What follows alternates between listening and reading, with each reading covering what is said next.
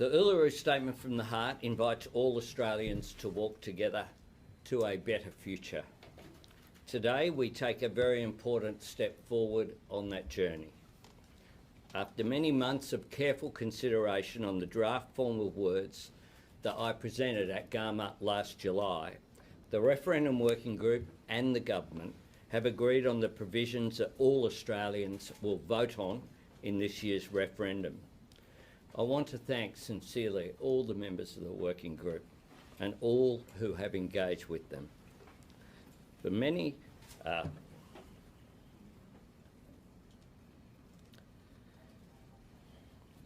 this moment has been a very long time in the making, yet they have shown such patience and optimism through this process.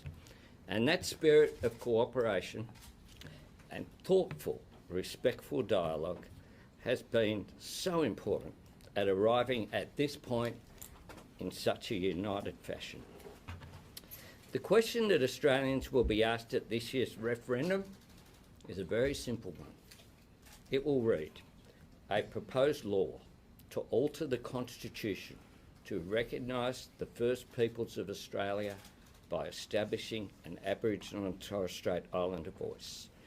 Do you approve this proposed alteration? That's the question before the Australian people. Nothing more, but nothing less. And the provisions that Australians will be voting to approve are as follows.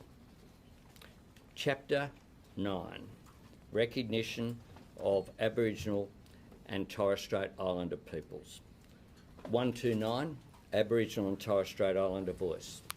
In recognition of Aboriginal and Torres Strait Islander peoples as the first peoples of Australia, 1. There shall be a body to be called the Aboriginal and Torres Strait Islander voice. 2. The Aboriginal and Torres Strait Islander voice may make representations to the Parliament and the Executive Government of the Commonwealth on matters relating to Aboriginal and Torres Strait Islander peoples. 3.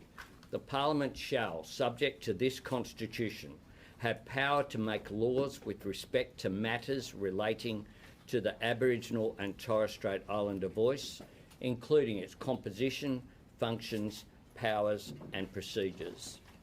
This form of words is legally sound, and it is a form of words that all of us have confidence will gain the strongest possible support from the people of Australia at the referendum and deliver the best possible outcomes in the years ahead.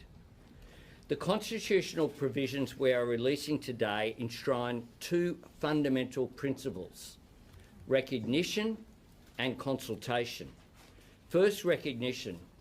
As Australians, we have an extraordinary privilege. We share this great island continent with the world's oldest continuous culture. Our nation's birth certificate should recognise this and be proud of it.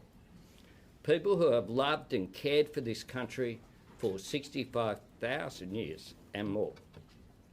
In countless ways, we embrace that as a source of great pride, and we should recognise it. We should recognise it.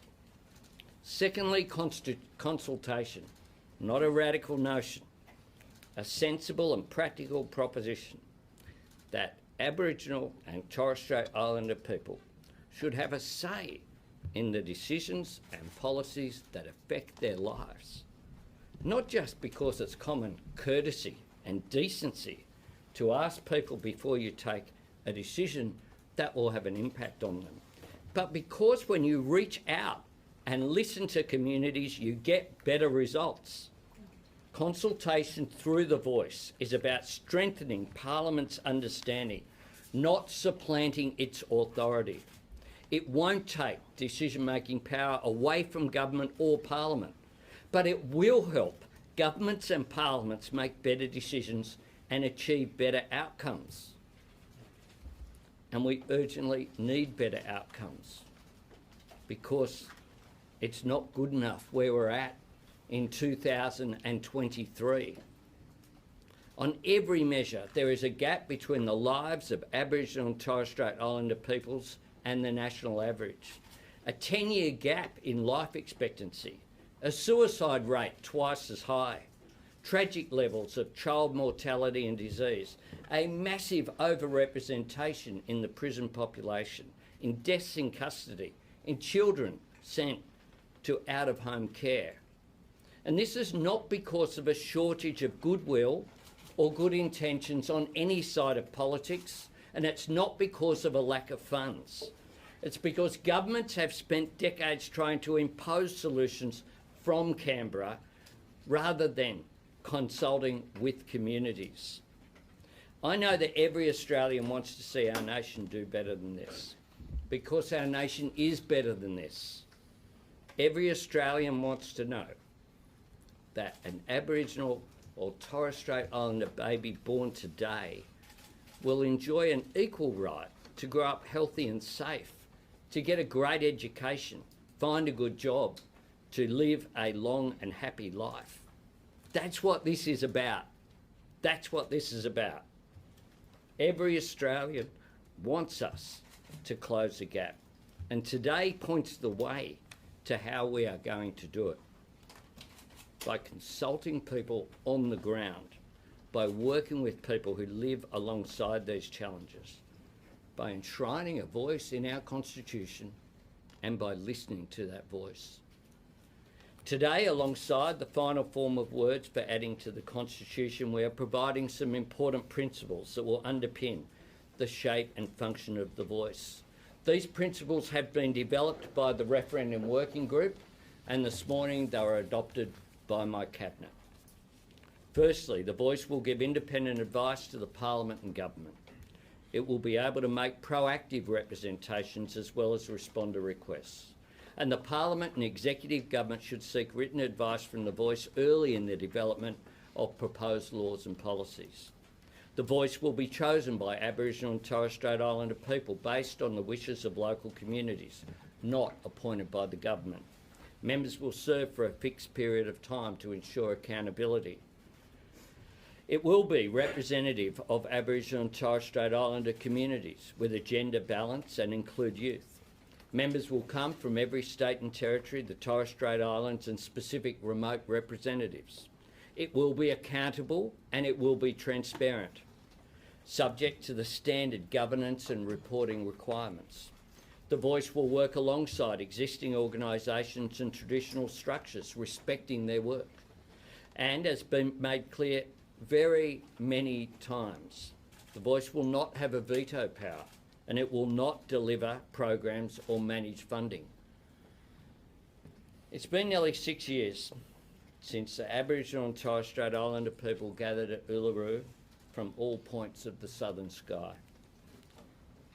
Galloway Yunupingu said they lit a fire that day, a flame of truth and healing, a bright burning light for us to follow.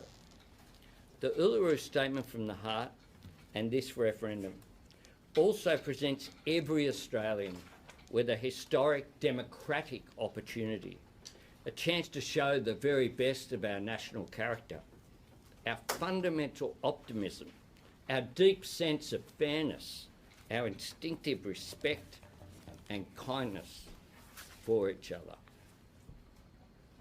If not now, when? That is an opportunity that doesn't belong to the politicians. It belongs to every Australian equally. One person, one vote. People from all faiths, backgrounds and traditions. All of us will have an equal say. All of us can own an equal share of what I believe will be an inspiring and unifying Australian moment. I want to take this opportunity to give my sincere thanks to the Referendum Working Group. What an extraordinary job they have done. From time to time, I've been asked by people in this room what my view is on various things. And I've said this isn't about me. I wanted to hear from Aboriginal and Torres Strait Islander people themselves. The process of getting to this point isn't top down, it's bottom up from the people here. And soon the Parliament will debate the final pieces of legislation necessary to facilitate the vote. I thank the Parliament yesterday for unanimously passing through the Senate the legislation for provisions of the vote. We will introduce legislation with this wording next Thursday. We will establish a joint parliamentary committee which will have time to consider any submissions which are made, and then we will put that to a vote in June. To be very clear, because I was asked this question this morning, are there any circumstances in which this will not be put to a vote? The answer to that is no. Because to not put this to a vote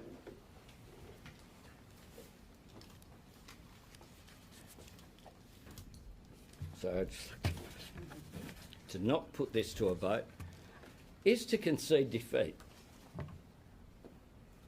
You only win when you run on the field and engage. And let me tell you, my government is engaged. We're all in. Ultimately, though, there will be differences of opinion. And I respect people's right to have a different opinion and to say no. That is their democratic right. But I would ask for there to be a debate based upon the facts, not based upon scare campaigns which have no basis, not based upon nonsense, and not based upon issues that aren't respectful. The people who stand with me on this stage, I regard as a great privilege to be standing with the giants of Australia. I don't know if I had their experience in life that I could be as generous and as modest in my request. I would like to think that I would be, but you can't stand in other people's shoes. This is a modest request. I say to Australia, don't miss it. Don't miss it. This is a real opportunity to take up the generous invitation of the Uluru Statement from the Heart. This is about the heart, but it's also about the head. If you think things have been working up to now, look at the Closing the Gap issue. If you want to look at the best programs for Indigenous Australians that have been successful, they have all been characterised by having that sense of ownership. They're the things that have worked. They're the things that will work in the future. This is not about symbolism. This is about recognition, something that's far more important. But it's also about making a practical difference, which we have a responsibility to do. You're going to hear from a number of people now, Megan Davis, Thomas Mayer, Patrick Dodson, Tony McAvoy, Linda Burney, and then we'll take questions. Megan. Thank you, Prime Minister. This is a historic day. This is a historic agreement. There is still a long way to go, but today we must pause and reflect on this historic achievement. When we ran the dialogues all over Australia, our people spoke about not being listened to and not being heard. They spoke about powerlessness and voicelessness. This Prime Minister, this government has listened respectfully, genuinely, authentically. This process bodes well for the future of the voice. Almost 6 years ago, we issued the Uluru Statement from the Heart to the Australian people. And we asked Australians to read it, and we asked them to hear our call. That retail Australian politics, political tribalism, means that things never change in our communities. And the Constitution is something that we have never tried. We have never tried in this country to empower our people, to empower our voice. This is about the right to be consulted on laws and policies that are made about our communities, to be heard on laws and policies about our lives. 6 to 7 years ago, we ran 12 constitutional dialogues and a national constitutional convention, and we said that a protected voice, an enshrined voice to the Parliament, is what we think is meaningful constitutional recognition. It is symbolic recognition and substantive recognition. I think it was 12 years ago when the first expert panel was set up, and many of my colleagues were involved in that. But prior to that, 3 decades of advocacy for constitutional recognition, and I acknowledge the work of Patrick Dodson, Linda Burney, Marcia Langton and many here who have contributed to this journey. Since that expert panel, we have had 7 mechanisms and 10 reports, all on the public record, all published, all transparent. This is the 2nd decade of constitutional recognition, and thanks to the leadership of our Prime Minister, we are now going to a referendum. There's been a lot of work that has gone into this, a lot of work from Australians across the political spectrum, First Nations and Australians working together. So this is the culmination of many, many decades of hard work. It's the culmination of the Referendum Council's work and the Uluru Statement from the Heart, and the many men and women who contributed to that dialogue, some of who are in this room today. We implore all Australians to unite behind us and walk with us in a movement of the Australian people for a better future. Thank you. Thanks, Megan. Thomas Mayer.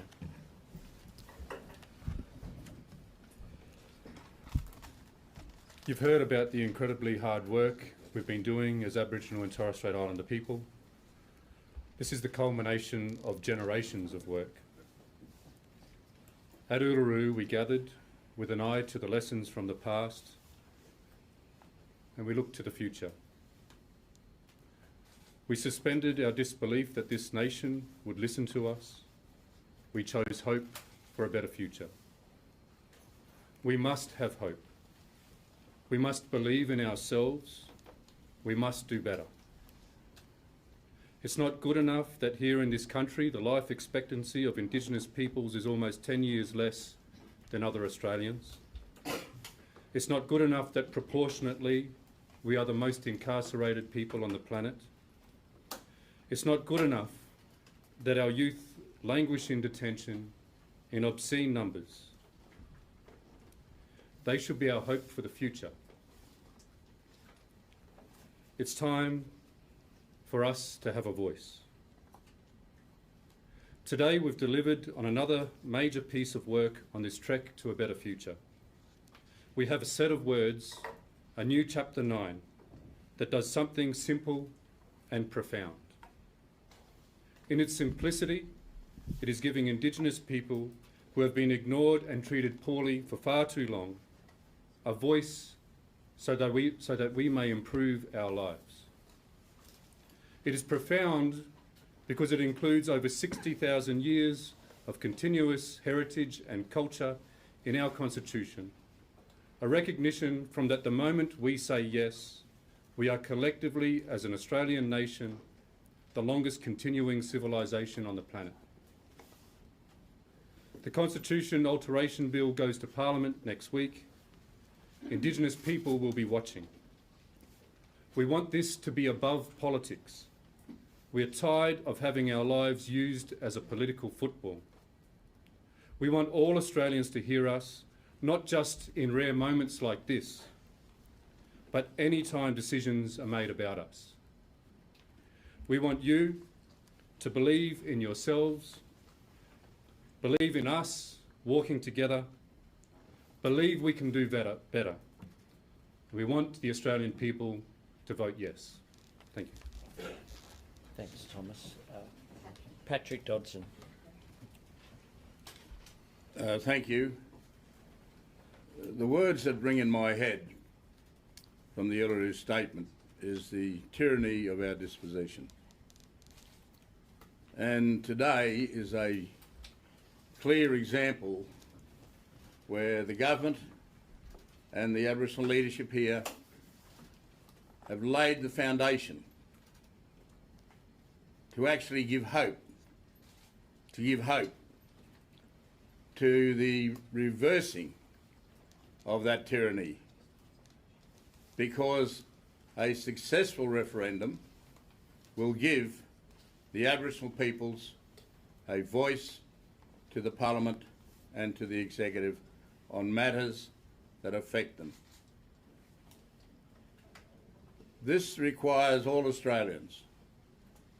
We need your help, all Australians, to see the significance at this moment, with this level of unity here, this level of magnanimity, this level of dedication that has taken place amongst us and the government, that we as Australians can arise to a better relationship with our First Peoples.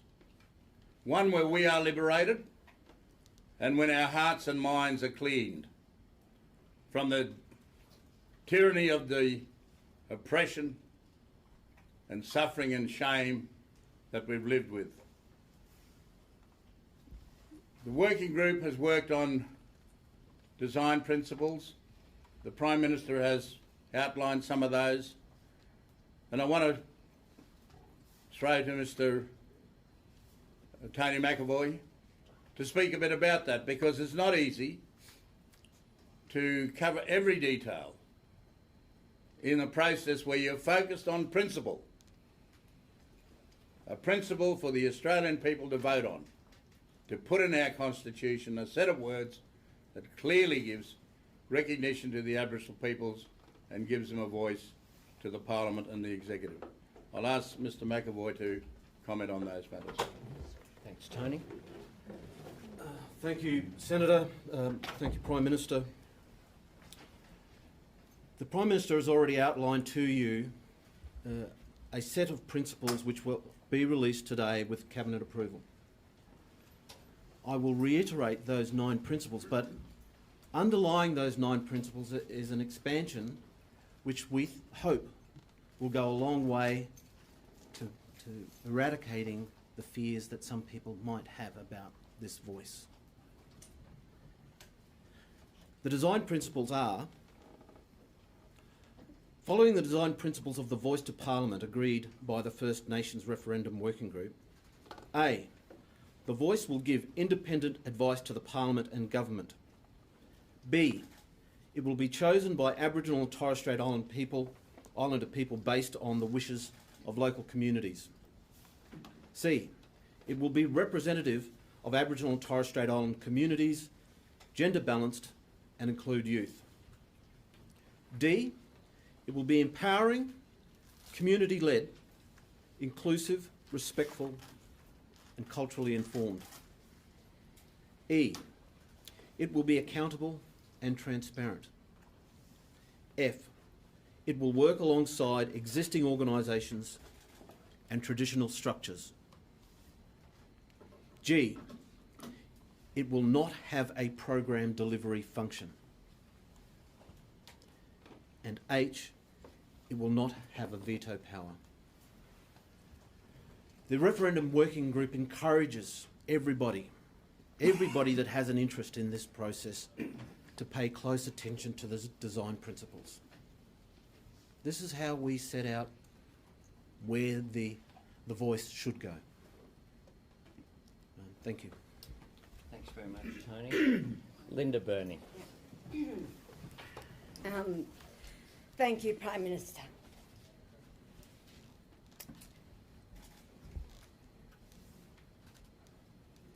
Today is a truly historic day.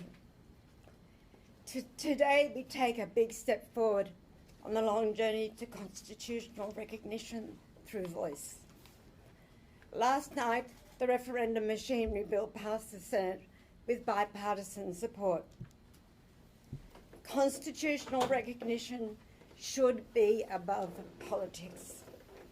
Recognising Aboriginal and Torres Strait Islander people in the Constitution will be a simple but powerful act.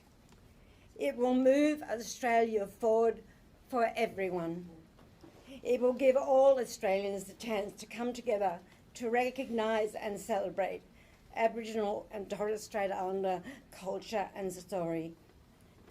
It will give our people a say in the matters that affect us so we can make better policies. I want to thank all the members of the Referendum Working Group for their wisdom, their dedication and getting this right. And I want to thank the Prime Minister for staying the course and being such a strong leader. This has been a rigorous and comprehensive process. Australians can be confident that the work has been done to ensure this is a voice that works. A voice that works. A voice that will make practical difference. A voice that will work for you. And so today, the starter's gun has been fired. Let us get on with the campaign to deliver a yes vote in this Constitution to be held later this year.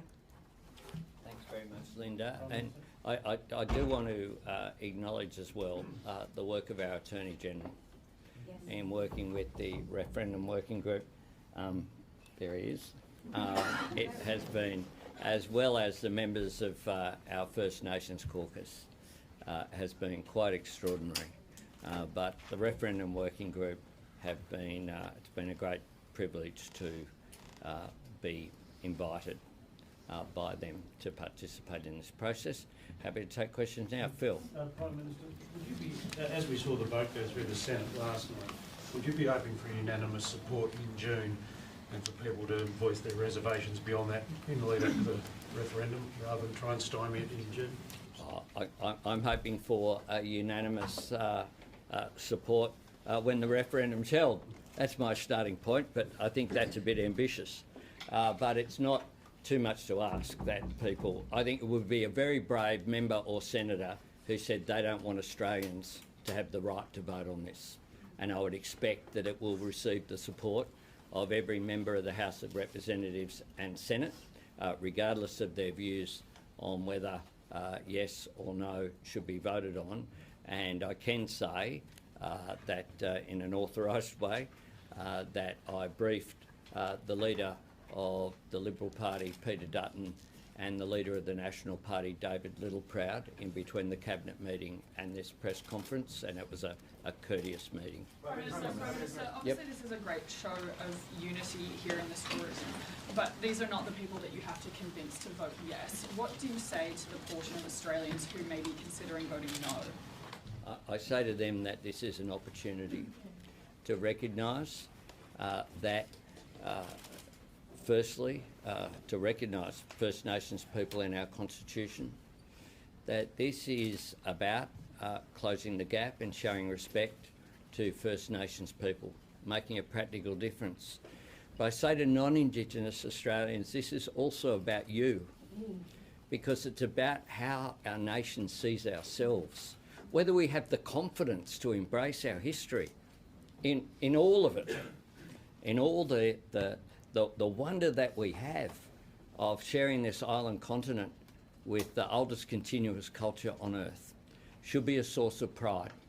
But it also should be a source in which we're prepared to acknowledge that what we've done up to now hasn't worked. If it worked, we wouldn't have closing the gap reports. We can't keep doing the same thing. If you keep doing the same thing, you get the same outcomes. And we know that when First Nations people are consulted, when you look at issues like justice reinvestment, community health programs, the Indigenous Ranger programs, the success stories that are there, they are ones in which Indigenous people have been involved, not things that have been imposed for them. So I say we have had 122 years largely of doing things either to or for Indigenous Australians. What this is about is doing things with Indigenous Australians. Can I just ask, there's a lot of emotion on the stage here today, including from yourself and some of the members up there with you. Why is this such an emotional day, announcing these words? It's a big deal. It's about justice. I grew up, and I'd ask anyone else to add, but I grew up including with a little kid at my primary school who was an Aboriginal Australian who didn't talk about it. I'm not sure about what all their circumstances were, but we've all had experience of, I grew up not far from Redfern, and a lot of kids from Redfern came to my school, and I had that contact. We didn't acknowledge country. Now we do, and we're richer for it. And we feel, certainly I feel, as the Prime Minister, an incredible responsibility to make a difference. There's a whole lot of things that we do in this place that no one will remember in a year's time or a day's time. This matters. This matters, and I don't know if anyone else wants to. Professor Prime Minister, sorry, is it possible to hear from Professor Langton? It's obviously a momentous day, and I don't seek to diminish that in any way, but just there are a lot of people who want this to work, and as you know and the Attorney General know, have legal questions, particularly about the executive government reference. Can you reassure them watching today that on issues like, does the Voice make representations to public servants? Do public servants have to give notice to the Voice when they make decisions pertaining to Aboriginal Australians? Maybe the attorney wants to say something, but your chance to reassure them, because I know that there are a lot of people who strongly want this to happen but have legal questions about that specific reference. I understand, but the Referendum Working Group also had a legal team of the best legal minds in the country have worked on this. And if you look at the tweaking of some of the words, it's based upon advice, making it very clear about the primacy of the Parliament, making it very clear that this isn't about veto or third chambers or anything else. It is about consultation and respect. And if you look at the words that have been put forward, or Tony McAvoy SC standing here with us, KC these days, that's right. In New South Wales. New South Wales, there you go.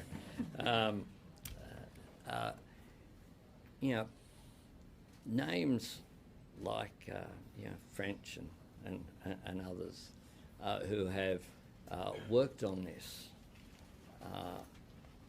have been very, very clear about their advice, as was the principles that have been worked on by the Referendum Group, and pay tribute to Marcia and Tom, who are here, who appointed, and to Ken Wyatt here, who commissioned that work as Minister and took it to the Cabinet on multiple occasions.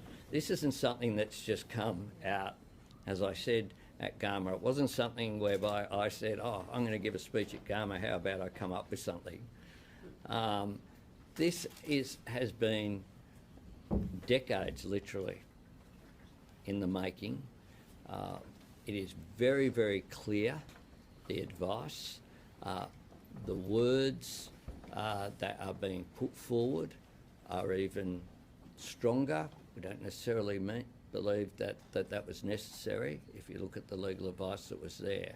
And there was legal advice prior to my speech at Gama, but the Referendum Working Group have been incredibly generous in being in considering, okay, how do we maximise, how do we rule out any of the nonsense which is out there about what this will mean. The executive government derives its power, of course, from the Parliament, But the idea that you wouldn't make representations to the government is quite clearly not appropriate. And I agree with the Referendum Working Group, who were very clear about that. I don't know if Mark wants to add anything there, but you're welcome to. Thanks very much, Prime Minister. The process has worked, in answer to Kieran's question, the process has worked exactly as it should have. I've been very proud to be part of it. We have words here that put beyond doubt the power of the Australian Parliament to legislate on the broad scope of the functions, powers of the voice to Parliament. Prime Minister, just in relation to the question, are you open to any alteration through the parliamentary process in terms of the debate that occurs? Are you open to taking feedback and changing this question at all? And just secondly, in terms of the process of the people who are on The Voice, how many people do you anticipate will be on The Voice, and will they all be elected via a ballot process, or are people keen to understand how democratic the process would be? We are distributing the principles today of it, and of course the principles will be determined, will then be the basis of the legislation. And if there is a yes vote, we will establish a process in order for that to be worked on, including a parliamentary process which will involve the whole of the parliament, regardless of where people stand, to develop that legislation going forward. Prime Minister, hang on, you only get one. There's a lot of people. She did ask you about the question and whether it could be altered. Well, of course it can be altered. We have a parliamentary process. Of course it can be altered. People can have the numbers to alter it. I've said, though, very clearly and unequivocally that this is the government's position. We've arrived at it on the basis of the consultation process with the Referendum Working Group. This is something that has come up from the fine men and women who stand beside me now. And I would take a lot of convincing before I would support any amendment. This is quite clearly what we are going forward with. This has been adopted by the Cabinet, and I don't know how we can make it clearer than that. Prime Minister, further to Kieran's question, on the inclusion or the addition of the words of the Commonwealth, and perhaps the Attorney would like to answer this as well, is that because of suggestions made by the government, by the Cabinet, by yourself, and is it to clarify, or is it to curtail the prospect of High Court judgments? No, it's about clarification based upon the advice that we received. We had a bunch of lawyers sitting in various rooms advising the Referendum Working Group. We think that that clarity of being very clear, even though I think it was clear anyway, but to stop, frankly, some of the silliness that will occur. Will this advise state governments? Will this advise someone else? This is a voice to Parliament and the executive government of the Commonwealth. So it's about clarity. Prime Minister, how do you... I'll take it, just Prime Minister, on the Peter Dutton's Liberal Party eventually agreed to support the referendum, the machinery legislation. How hopeful are you that they'll end up supporting the voice legislation? Well, I'm hopeful, and I have reached out consistently. It's one of the reasons why, we've been going through this process in a respectful manner. I would urge them to support it. I thank Adam Bent and the Greens Party for saying that they will support the referendum. I would hope that this is an opportunity for a moment of national unity. I think when people wake up the day after this referendum is held, there is an opportunity to wake up to a better Australia. And I hope that people seize that opportunity. There was a group in Parliament yesterday of about 20 First Nations community leaders from around the country, including remote parts of the Cape and such, they're concerned that the Voice will only seek to further entrench segregation. What do you say to members of the First Nations community who are concerned by the Voice? Marcus is... I think I just want to be clear that we're not a homogenous group as Aboriginal and Torres Strait Islander people. We're going to have parts of our community that don't agree, but we carry a responsibility to make sure we bring them along on this journey. So we understand that there's going to be people coming through Parliament, like there's us here who are advising government, who are going to have a difference of views. But today is a monumentous day because the start gun goes. The race begins towards a yes campaign. And we've got an opportunity on the Sunday after a referendum to wake up a better country. And that's what's in front of us. That's the opportunity, that's the moment, and we can't lose sight of that. We'll work with our communities closely. If I think back to the question a little earlier around what does representation look like, there's a responsibility that we go out and speak to our communities to understand how they want to represent themselves as well. That's why we've got the design principles, that's why we've got confidence in it, but we can't actually lose sight of the moment in history of where we stand today and where we'll get to, hopefully, on the Sunday after the referendum. Just on the wording, there was obviously some reporting about the Attorney General's proposal on executive government and so on, and some additional words there. I would just like to know why that wasn't in what we're seeing today, and do you have concern about the lack of the bipartisan support, not for next week obviously, that looks like it's going through, but to the Voice, if the Liberals are campaigning actively against it, are you concerned?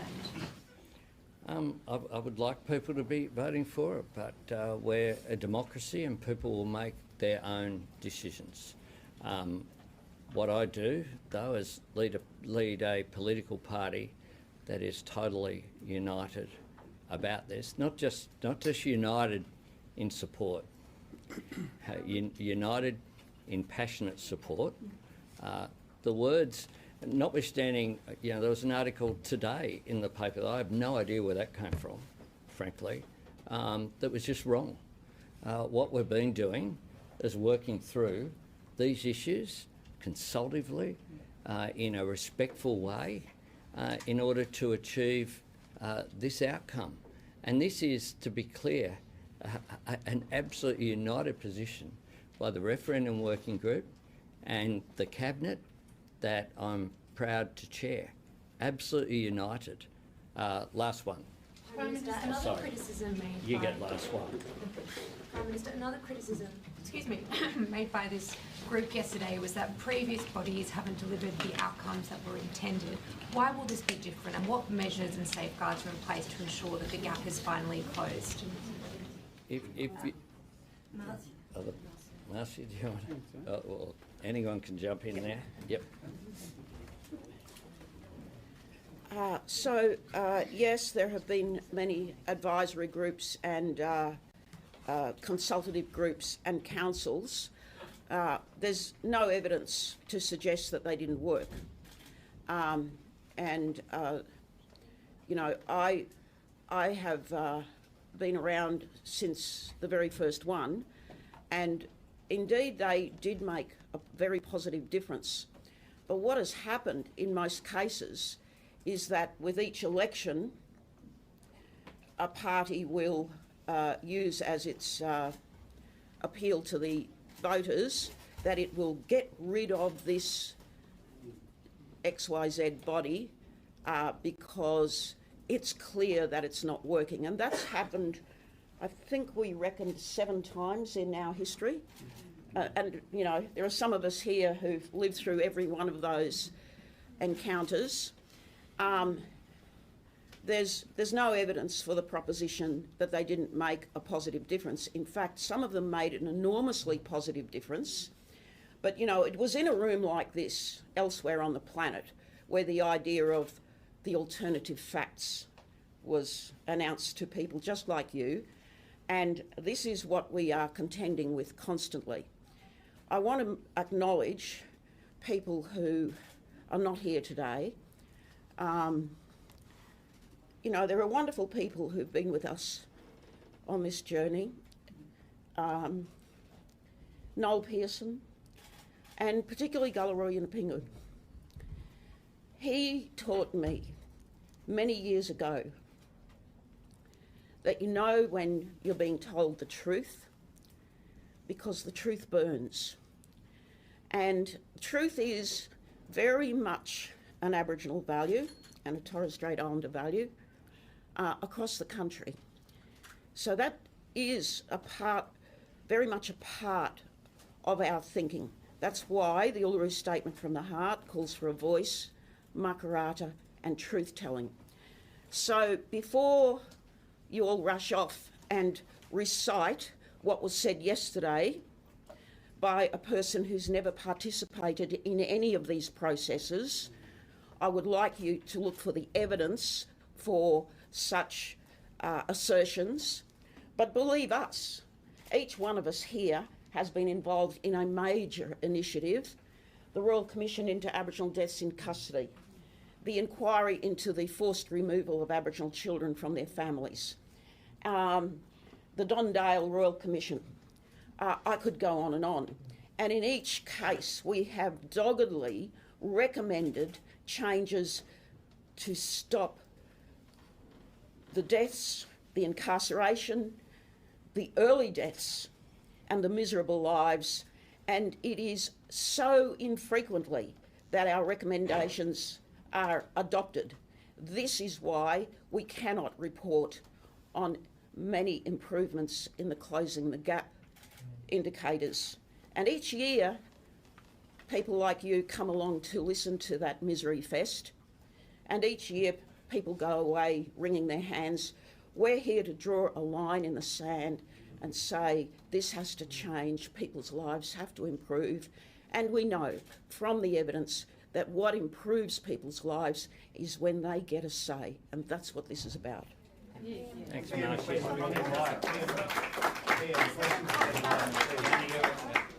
Prime Minister, clearly there is a weight to history of this year. We could hear that in your initial address.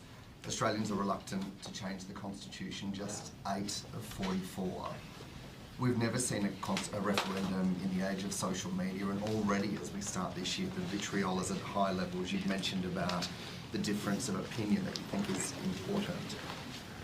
What sort of weight do you feel, as to borrow Linda Burney's words, the starting gun is being fired? And if I may be as cheeky to ask Linda Burney as well about how you're feeling. You've spoken often, and including in the Parliament, about 1967. I wonder how this is feeling for you today. Linda first. Thanks, Dan. You'll make me cry again. When I was 10 years old in 1967, so I spent the first 10 years of my life not being counted, not being considered, as did many other people on the stage today. This referendum, we are not unaware, Dan, of just how difficult referendum change is. And we believe that this is so just. We believe that this will appeal to the fairness of the Australian people. And we believe that we have history on our side. And we are absolutely committed to the referendum. There is, collectively on this stage, we've been around a very, very long time. We've seen the good and the bad. This is good. Thanks, Dan. Can I say as well, I do feel a weight of responsibility. It is a risk having a referendum. They usually don't succeed. If you were just about, positioning on politics as usual, you mightn't do this. But the people here can't wait. They can't. They've waited so long. The people who aren't here, like Noel and others as well, they've waited a long time for justice.